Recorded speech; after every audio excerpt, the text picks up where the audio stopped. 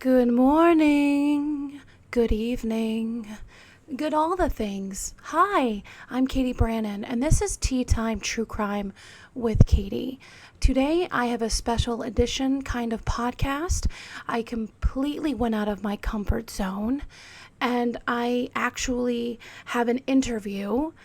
I want to apologize, but there is a lot of strict rules while visiting an inmate who is incarcerated. And I just like to follow the rules, of course, in that kind of sense. So I couldn't bring a recording device. I couldn't even bring my phone, nothing electronical.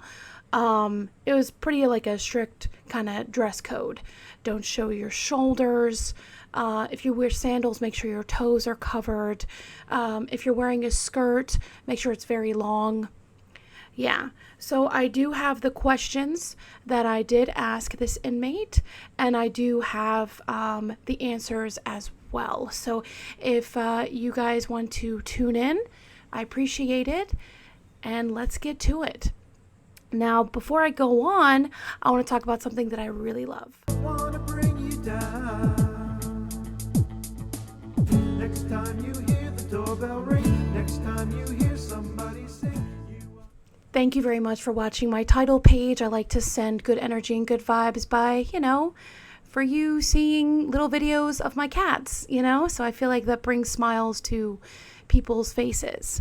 What I want to talk about is Alchemist Dreams. Now I'm going to have the Instagram handle right here. It is a small business.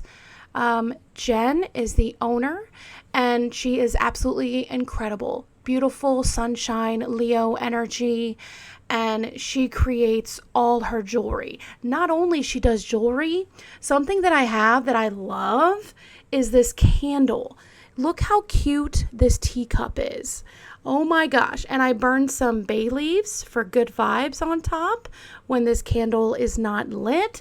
She also has glass art, if you know what I'm talking about. I do support marijuana, just want to let you know. I do not do it myself, but I'd rather my loved ones and people I care about, or just anyone, I'd rather you smoke pot than actually do opioids. That's the way I see it personally. But Alchemist Dreams, I'm going to have all kinds of pictures here of what she offers, but definitely check out her Instagram handle.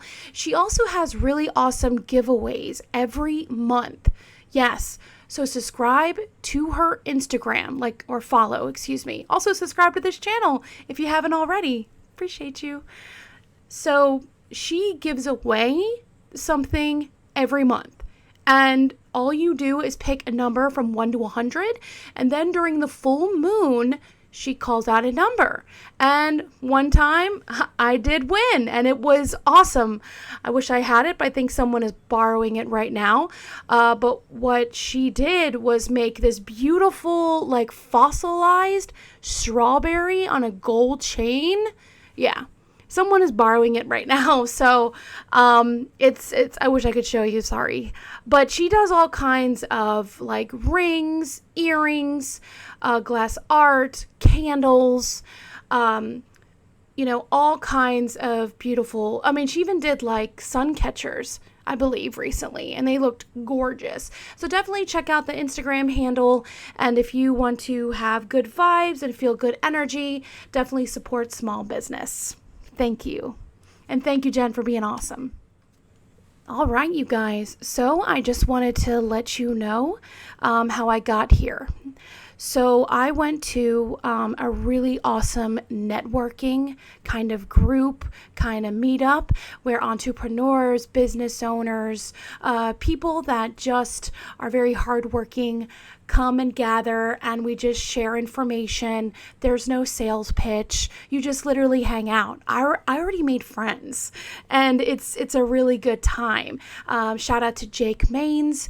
You are awesome and total good vibes. But while I was at his meeting, a couple people came up to me during the meeting. And of course, I'm introducing myself. I'm like, hi, I'm Catie Brannon. I'm a financial coach, but for my passion, I am a true crime podcaster. Well, you guys, if you didn't know, people were very interested in the true crime podcasting rather than fixing their financial house. No worries, though. I was really, I didn't mind, answering any questions or anything like that.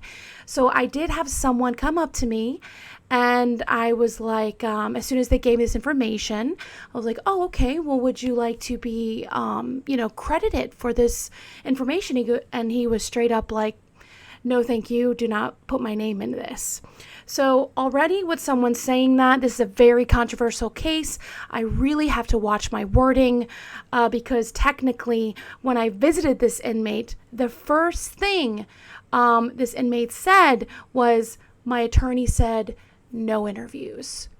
So I was very kind, and I was like, okay, well, I just have these questions, and if you can't answer them, no problem. And guess what? She answered them. Not all of them, because a couple of them just didn't seem, appropriate for that time, and also I had a very short time with this inmate. So going back to the networking, this guy came up to me, and basically a very nice man, and was like my girlfriend's best friend, it was like like a twofer, maybe like a degree kind of thing, like Kevin Bacon. He looked in my eyes, and he was like really serious about this. And he was like, my best friend's girlfriend, friend is actually, incarcerated right now for a murder. And I was like, oh, wow. Please, tell me more, elaborate. And they were talking about it being perhaps a self-defense case, even though when I went on my computer and I looked it up, it was not really, the media portrays it as not a self-defense case at all. So so the guy was basically saying that this person knows the inmate on a personal level and knows that this person is a good person. And I think you should just get more information on the case. So I was intrigued. And I stayed there. I think it ended at 8 o'clock. I didn't leave until almost closing of the meeting, which was like after 10 o'clock at night. And it came up again, the same case. And it was brutal. It was brutal. And I said, well, someone came up to me and said that it may have been self-defense. So people in the group I was hanging out with at the end were very interested and fascinated. And they were like, you should definitely do a podcast about that. Now, I wanted to do a little more than that. I went home and I was researching. And I just, I Googled the name Michael Aaron Horowitz. As soon as I Googled, I saw the mugshot. I saw the photo. And the photo, of course, is not a good time. It's not. You can definitely see just stress, pain, dishevelness. But one thing I did not see in the eyes were killer. I did not see hate. What I saw was sadness. And that picture, this is going to sound bad, but it haunted me, perhaps in a good way. It would not leave my head. So what I did was I went back in researching. I figured out where the inmate was held, and the inmate was about 2 hours away from me. So I called up. I set an appointment. You can set an appointment online. Now, this crime, you guys, happened June 3rd, 2023, and we are in May 2024. So this inmate is not in prison. The inmate is still in a jail. Just to let you know, I think that's why I was allowed to have this conversation. So when I called the number and I set an appointment, the officer was actually very kind. Shout out to you, Officer Orman. And he was asking, why would I like to visit this inmate? Because I said, hello, do you have, and I said the name. And I was like, also goes by Norah, the name Norah. And, he told me the inmate's number and he was like, yeah, absolutely. And I was like, well, I would like to visit this inmate. And they asked me, why would you like to visit this inmate? I simply just said, I want to tell their story. That's why. And the Officer Orman, wrote me down as a friend. And that's how it started. Before the days of this interview, I'm not going to lie, you guys, I was extremely nervous. I never did anything like this before. In fact, if you've seen my true crime podcast, I always go in depth about, crime cases. Unless I don't know all the information, I will let you know. Because if that happens, it's because the case is still pending. So in this situation, the case is still pending. So I'm going to bring you to the jail where I was. Now, first of all, the directions were pretty clear, but I could get lost in a cul-de-sac. So don't mind me, okay? My sense of direction, I overanalyze, and yeah. So I go into I go on the road, and there's like 3 big buildings. And these buildings, guys, tell you the truth, they look like colleges, like school. Did not look like any type of jail or anything like that. So I start walking forwards, and I tried to remember what Officer Orman said. I got my notes, and he's like, turn right and then left. So I did, and then I was like, did I write it down wrong? So instead, I start going to the courthouse, and this nice gentleman, was very sweet, opened the door for me, and I was like, oh, pardon me, may I ask you a question? And he was like, yeah, sure, what's going on? I said, where is the jail? And he was like, well, it's right down there. And of course, I was like, oh, okay, like all the way down? And this nice gentleman walked me down the stairs and actually literally showed me and was like, nope, it's right there where the doors are. And I was like, oh, okay, thank you so much. And I was like, whatever's going on in your life, I hope it works out. And he smiled and he was like, thank you. I was like, yeah. So I start walking, and I'm like full of anxiety. Like I am just like sweating. I'm like, oh my gosh, am I going to smell? Are we going to like be face to face? Like, what am I going to, like, what is jail today? We watch movies, we watch TV shows, and I tell you guys, when I walked into that jail, it is not what we know, what like media like represents. You know what I'm saying? I don't know if you watch, SVU, like Law and Order. I don't know why I'm spacing out on like law shows. If you watch any kind of law enforcement shows, let me know. Write it down below. Okay, so I'm literally just like sweating. I'm like not really shaking. I'm almost shaking. I walk in, and there is someone, first of all, there's a big sign that says no electronics, no, just basically no sharp objects, just like a list of what not to bring in. So I'm like thinking, hopefully I don't get in trouble, but I actually put crystals in my brassiere, actually. So shout out to the Green Cauldron. She put in like an anti-possession crystal. I put in a labradorite crystal as well. And they were small, so I figured they wouldn't find it in the metal detector where you had to walk through. And I was right. They did it. But I walked in with my driver's license, a notebook, and 2 pens because I knew when I sat down, I'm gonna write. I will tell you what I wrote down. All right, so I am greeted by a female officer.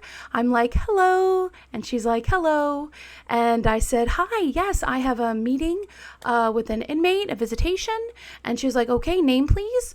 And she first of all was like, wow, you're really early. And I said, I was raised on Lombardi time, If you guys know Lombardi time, my mom taught me that since I was like little. If you're early, you're on time. If you're on time, you're late. And if you're late, it's unforgivable, So, yeah, I'm getting like nervous talking about this right now. So when I walk into a room, because I'm sitting there for a little bit because I arrived there early. So as soon as you arrive, there's a female officer, there is a metal detector, and there's another female officer right by the metal detector. Then there is this distinguished looking gentleman that has his phone. So I figured, that must be an attorney. And man, was I right about that, which we'll talk about that in a moment.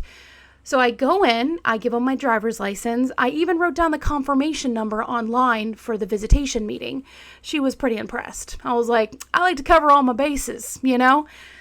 And they're looking at me and I was like, I'm very sorry. I was like, I'm extremely nervous. I have never been I've never been to jail or anything like that. Sorry, not claiming that universe. And they were like, well, this place, can do that to you. So I sit down and there's a water fountain, bathroom right there. And then immediately there is this woman who is just really upset. And she is just trying. I didn't understand. She just said her daughter turned herself in. I'm not doing names, so I'm not going to get in trouble. I did hear names, but I'm going to keep it to myself, okay? But, they were pretty patient with her. They were. I was very surprised because she was just like, I don't understand how this broke the law. My daughter did what she was supposed to do. She turned herself in. When can I get her out? How can I contact the bondsman? I was like, it was just like question after question after question.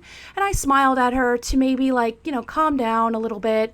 I didn't say that. I was just like, hi, pardon me,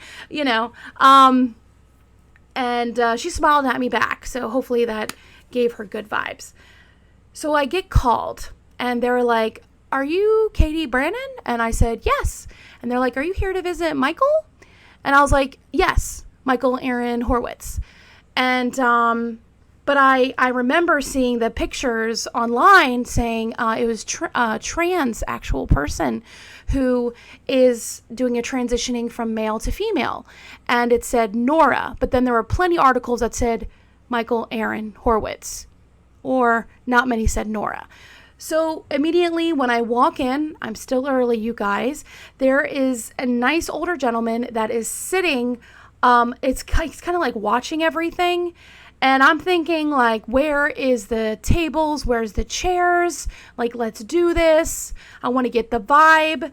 But unfortunately, when you walk into the room where they tell you to walk in, it looks like a room full of microwaves.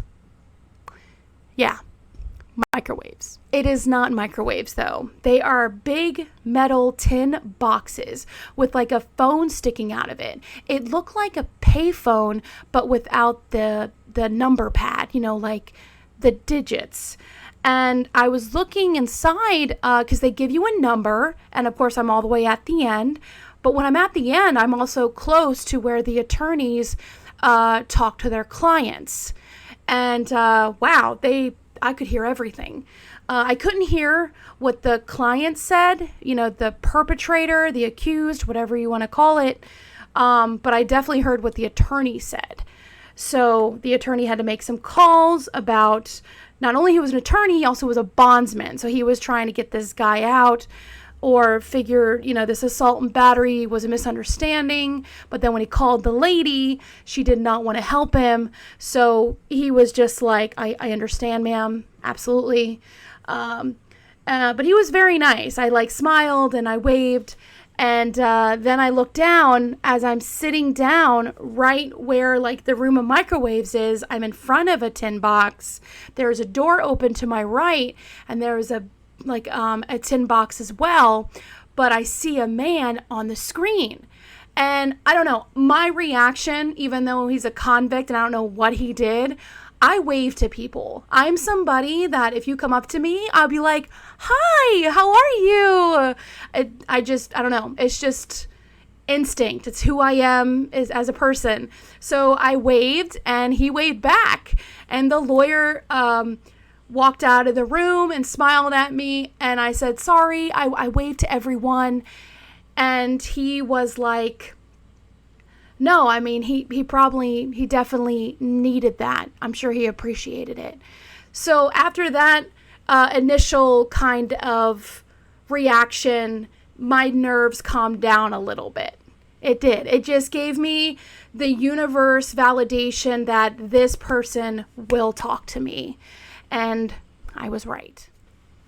as I'm sitting down in front of the big metal tin box, all around me, it seems like it is kind of built like a school. I went to Grafton Middle and Grafton High School, and it had the same weird, like, kind of vibe.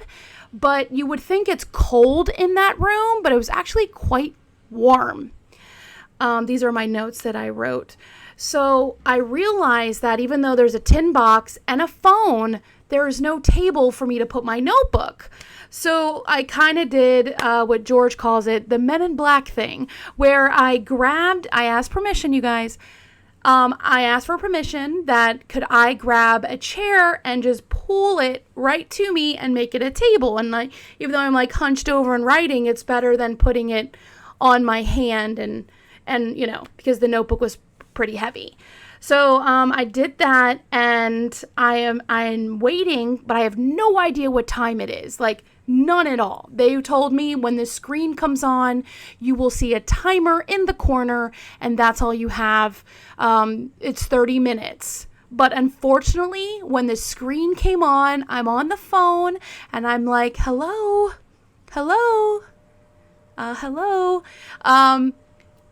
Finally, the inmate actually came to the phone, but unfortunately it was 22 minutes left, and I had quite a few questions. So I was a little disappointed, but of course you would think it started off like anything, because this person has no idea who I am, like, at all. So I just, I was like, hi, hello, I am Catie Brannon, and what is your name? And she goes, I'm Norah. And I was like, hi, Norah.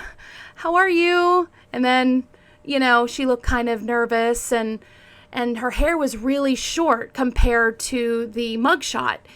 And she was basically claiming that, she had to cut her hair, and she was self-conscious about it because of, stress. And I said, well, I think it looks beautiful on you. It's given Mia Farrow vibes, like Rosemary's Baby. And she smirked, So, of course, she's asking, why are you here and all that? And I said, hi, this is something I never do, but I am an independent true crime podcaster. And what I do is tell people stories. And I said, there is someone out there that actually mentioned your story. And as soon as I looked you up online and I saw, I really wanted to speak with you. And I had some questions to ask. So immediately, she's very apprehensive. Norah is just like, well, did you speak to my attorney? I said, no, I have not. Tea break. Glorious. Green tea, you guys. Green tea with honey, with turmeric. It's a punch, but it's awesome. So Norah, like I said, asked if, the attorney knows I'm there. And I said, no, I have not spoken to your attorney. And she goes, well, my attorney said not to do any interviews. And I said, okay, that's no problem. I just wrote some questions, and if there is anything that you do not want to answer, you do not have to answer. And Norah seemed like, a little bit relaxed. And I have the questions right here. Sorry, there's like 4 pages of notes because I literally was just scribbling, like what I saw, what I felt, Which, I forgot to mention, if you want to be a lawyer, please do not be claustrophobic, because those interrogation rooms, not interrogation rooms, the client rooms with the attorneys are pretty small. Even the room with like the steel microwaves that's actually in the microwave, like I said, has a phone and a screen, also like a Logitech web camera and a timer. Those are kind of small, actually. And it was like weirdly quiet in that room besides the talking of the attorneys. So these are the questions. I asked, these are not in order, these questions. I literally asked these questions in the order that felt right. So one of the questions I asked is, when is your birthday? And she said June 20th. So I was like, aw, sweet Gemini. And, smiled. She didn't really do any kind of big smiling. I'll tell you why, what she is being accused of. I cannot get into the case. If you want to look it up, because I'm trying so hard, you guys, not to get in trouble, because I got an interview. Even though the attorney told the client no interviews, I technically got an interview. Okay. So, first off, I don't mean any disrespect to the loved ones involved in this case at all. It is a horrific circumstance. I'm playing devil's advocate here. I'm not rooting for one team nor the other. I need more information. I actually plan on going to trial to follow this case. Just want to have that noted. Okay? What is your first memory? What was your first memory?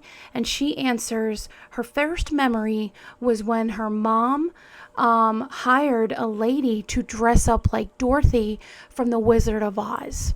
Now, as Norah was talking about this, she said she was 3 or 4 years old, and she had some sparkle in her eye. She was very proud to be, around this time. It just seemed like a very happy memory. The next question I asked was, did you have pets as a child?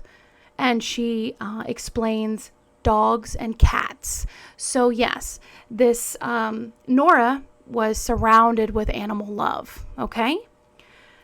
Now, in the beginning, I asked, did you feel a connection with your siblings? And she was very apprehensive and pulled back and gave me no answer at this time. So I kind of changed it up a little bit, and I said, well, if you haven't noticed, I'm a little different, okay? So when did you realize that you were different? She answered, when she was just a child. She knew that she was trans. She knew that she was different. Now, I went she smiled and, just started to relax. And I basically, next question I asked, it probably wasn't this order like I said, guys. I literally followed the vibe, okay? I asked, do you feel remorse for this crime? If so, please describe. She did not really describe because she's technically not allowed. She hasn't been fully sentenced yet. And she absolutely said she has remorse. She actually had this devastating, heartbreaking look in her eyes, and she looked down. She just felt, what I felt was just I had tears in my eyes, because I was like, man, it's just a horrific situation. She did claim self-defense in this circumstance. Another question I asked, which was answered already, was, what is something you remember when you were 3 years old? And like I said, she answered that already with the Wizard of Oz answer. Another question I asked is, what was your earliest school memory? Now, she did not answer this outright at all. She actually kind of was thinking about it. I was feeling a kind of weird vibe, and I just said, well, what was your favorite subject in school? And she answered mythology, which, can you let me know when you guys were taught mythology as a course? Because that is awesome, and I totally missed out. But mythology was her favorite subject. And I asked, of course, well, who was your favorite Greek god or Greek goddess? And she explained Hera, which, if you guys don't know, Hera is the wife of Zeus. So total queen. Okay? The next question I asked was, do you have a concept of religion or follow a certain faith? And she actually explained that she converted to Christianity since she has been incarcerated. The next question I asked was, could you describe yourself to me? And it was very, very sad. I'm not going to lie. I teared up again.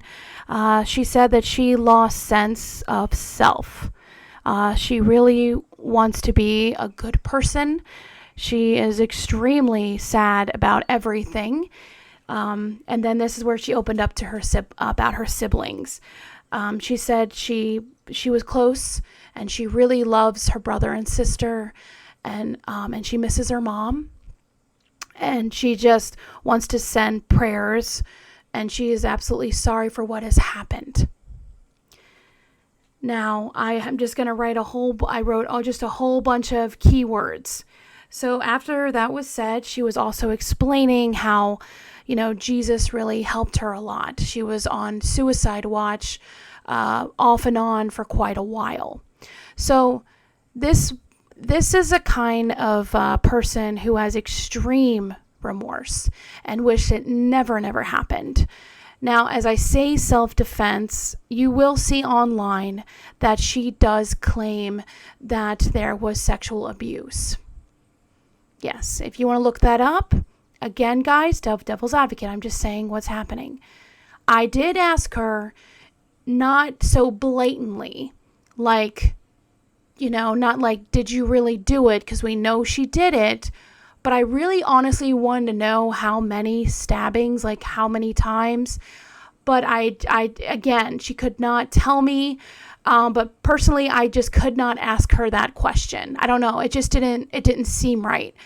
But I said, was anything exaggerated about the crime? That everything is like, in the media so far. She claims she hasn't seen a lot. I'm guessing because, the attorney is trying to protect her. But what she did see is that she's like, yes, things have been totally sensationalized. So I'm just letting you know this is her perspective of the situation. I asked her, like, what makes her happy, before she got, incarcerated. And she talked about her drag life and how she really loved it. She loved makeup. She actually didn't know how to do basic makeup. She always went like, per se, big or go home. She basically said she never knew, like, what was enough. She loved feeling glam and beautiful, total Gemini vibes, just louder than life. She did say, though, that she felt really bad because she did see something online about her being dressing up as Anne Frank for drag. Now, if you guys don't know, Norah was raised Jewish. And she wanted to explain to me that her converting to Christianity is not anything meaning disrespectful to her family. She does, with everything that's happened, that's not why she converted. She converted because she believes that Jesus is helping her, helping with her mental health, because she says there's like 1,200 inmates, and I did not ask you guys if it was boys, girls, both. I did not. I apologize. I forgot to ask that question.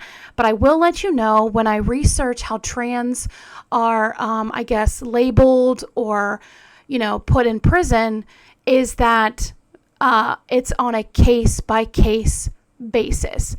But most prisons, if you are born biologically with that sex, then they put you in that sex, which... like if you were born male, you're going to be put with the men, straight up. Do I agree? No, I do not. But again, I have to play devil's advocate because there is a case in Pennsylvania where there was this horrific person who was trans, and claimed did hormones and everything, and they put her in a female prison. She ended up raping 3 women in that prison. So again, guys, I'm doing 2 different perspectives. My thing personally, though, when I met Norah, I felt like she had feminine energy. Even though she was born a male, straight up feminine, beautiful, flamboyant energy. So I do believe that hopefully she is with more women than male, but I do not know. She also, we talked about books. She loved to read. Her last book she read before she got incarcerated was Emma by Jane Austen. Yes. She also worked as a dishwasher. She loved to work, make money. And I don't know why, I started asking, well, what's your favorite kind of music? And favorite kind she mentioned was garbage.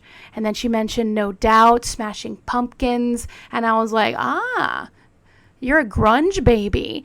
And then she chuckled and smiled. Like, it wasn't like a full smile like how I do all the time, but it was definitely more than a smirk, you know? Then she mentioned Lauryn Hill, and I said a corny joke, and I was like, yeah, her education is like where it's at, right? I don't know if she got the joke or not, but Lauryn Hill had this album, I believe, called The Education of Lauryn Hill, which is a great, great album. Like, yes. So she's a 90s grunge baby. So I started asking her, like I said, well, if there is something that you want to say, because remember, guys, we technically only had like 22 minutes. So I said, is there something that you want the people to know? And she basically said, please do not blame the trans community for my crime. She got very scared because there was a shooting in the trans community, and she is scared that the hate will be stronger, and please do not blame her, and please do not mistrust the community. I agree. It's kind of like saying if you haven't noticed, I am Caucasian. It's like if I knew one Caucasian who is really bad, then I hate all Caucasians. So that sounds silly, but there are people out there, when there is a trans crime, there are a hateful group of people that since that happened, all trans are trash. And that is simply not true. And I was trying to say that, no, I have friends in the trans community. I am a supporter. I even had to educate family members about it because they were very confused. What I said, honestly, even on TikTok, which I got a lot of hate for, I was a guest on a trans host. And I said, well, imagine waking up in the morning and you have breasts, right? God gave you breasts. But in your mind, you have a male sense. You feel like I should be a man, and vice versa. Like you wake up and you're like, wow, God totally, I don't feel like this is this body I'm supposed to be in. Now, if you ask me, I think that is got to be terrible. I think that has got to be very awful to, feel like you could not be yourself, So I've always been supportive of the trans community. I mean, I was raised with, loving all kinds of people, and I think I was drawn to that lifestyle. Me being LBGT myself, I think I always stand up for the underdogs. I love art. I love music. And I think it's just a beautiful entertainment. And of course, it's a way drag can make money. But I just always have a good time, and I love happy energy. So when I go to a drag show, it's always a good time. She did get really sad because she just felt awful. And I just was asking, are you okay? I wanted to ask, like, has anyone hurt you? She did say it was like rough in the beginning.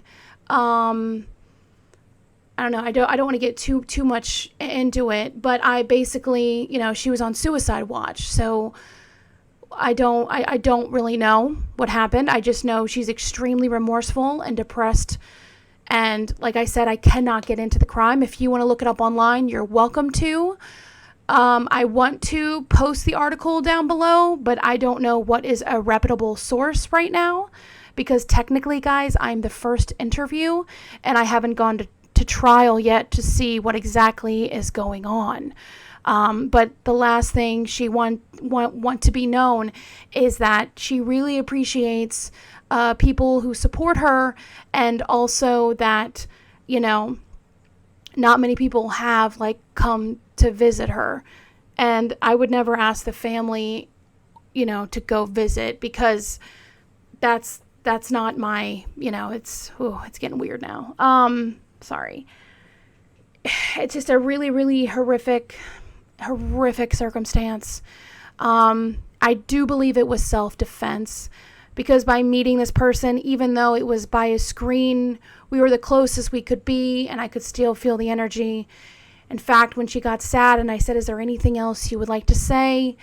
she was just really, really, really thinking, and the clock and the timer was going. So I just said, "You know what, Norah, I'm going to send you some positive energy. I'm going to send you some healing energy, and I want you to, stick it out, and, the truth will prevail." And she smiled at me and said, I appreciate that. And I said, "It was really nice to meet you, Norah. I hope, the truth comes out, and thank you so much for meeting with me." And then Norah was like, "No, thank you so much for this podcast, and for me to have a chance to speak out on, I really appreciate it." And she said to the person who came up to me at the networking, and the other person who came up to me, she really appreciated them. So yeah, because I told her, I said, "Well, you're not alone, because there are people out there, they're scared, because again, we still don't know, the person who could actually tell us what happened is no longer, not actually what happened, excuse me. Their version of what happened is no longer with us. Okay? Please remember that." So I went to talk to Norah, because to me, when I looked at her beautiful blue eyes, she did not seem like a killer. Yeah. Thank you very much, guys. I really appreciate you guys listening, watching. It means a lot. I really did enjoy talking with Norah. I completely stepped out of my comfort zone. And perhaps, if you do believe in a God or some kind of higher energy, perhaps an angel did send me to Norah to tell her story. Let me know what you guys think about this podcast. Please know that you are loved and you are cherished. And if you guys want to email me, and if the lawyer attorney is watching, I did leave my phone number. I did, you guys, because I was like, listen, if I say anything that it should not be said, personally contact me. I left my number in the recording that was being recorded. And I send positive, loving energy to the loved ones involved in this horrific circumstances, and I will keep you posted. Thank you, guys. Remember, you are doing better than you think. Bye.